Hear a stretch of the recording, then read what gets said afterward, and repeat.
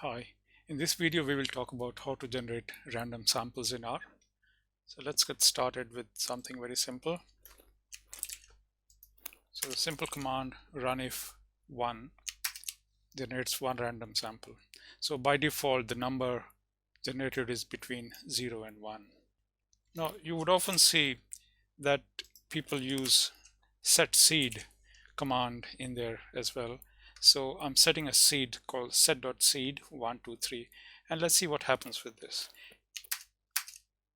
And I'll do the same thing again. I'll run both the commands together. And you would notice that every time I run both the commands together, it generates the same random number. So that's the advantage of using the set.seed.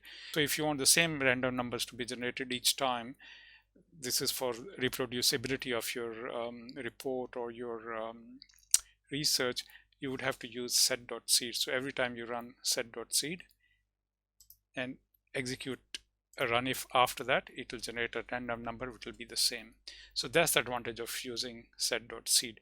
But if I just use the run if command alone, you would see that every time I run it, it generates a different sample, a different random number.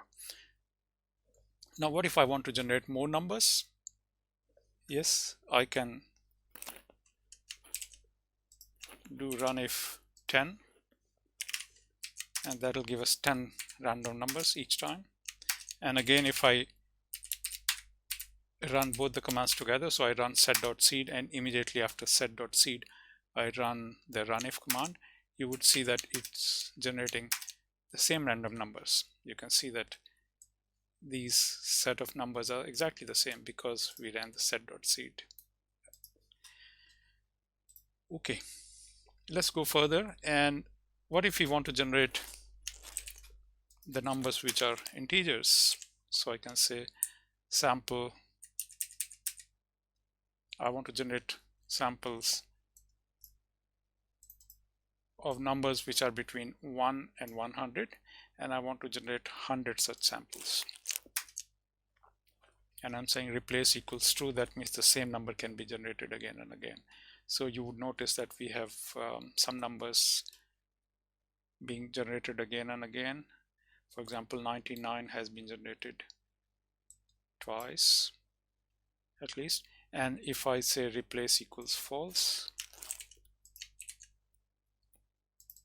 then the numbers are not going to be replaced. So you would not see the same number being repeated again.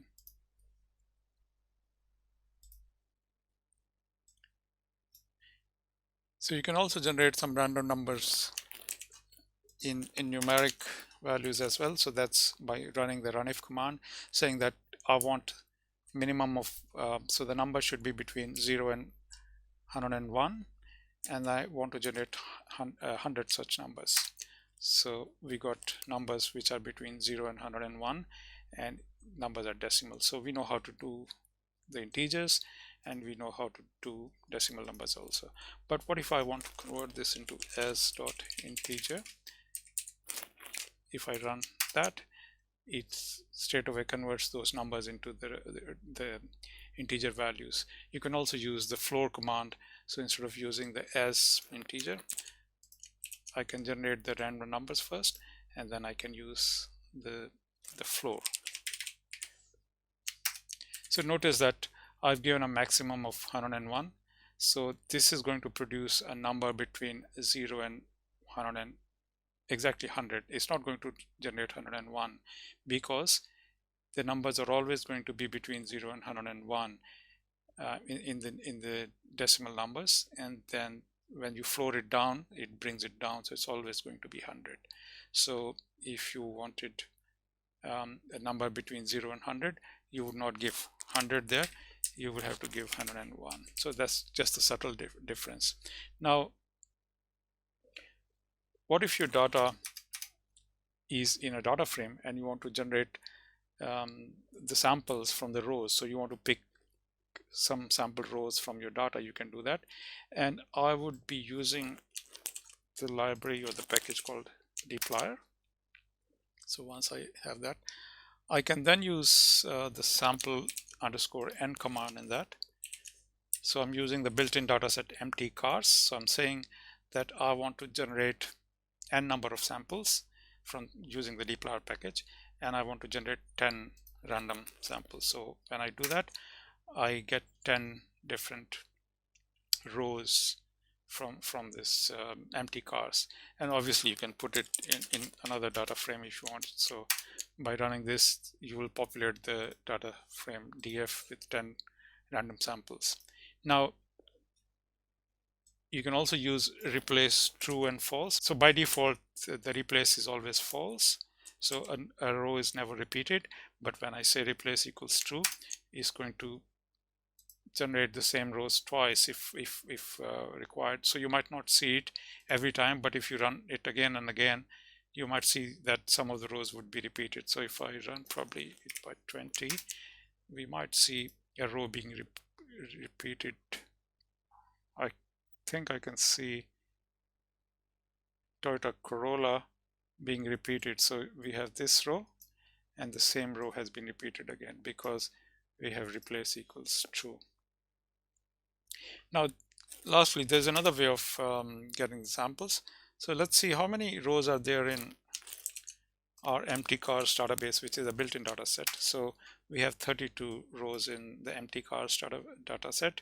So as you know that empty cars is a built-in data set, and those of you who haven't seen that before, you can just view it. So it has some random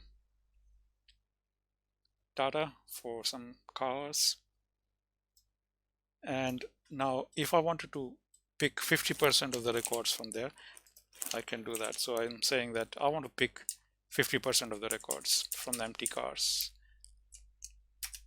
So it would give me some random numbers. So if I put this into a data frame, you would know that we had 32 records. So we should actually be getting 16 records because we said we want 50% of the data. And if I say I just want 10% of the data by saying 0.1, I get only 3 records, which is 1% of the data which exists in empty cars. So with that, we come to the end of this video. I hope you found this information useful. Thank you very much for watching it, and I'll see you in the next one.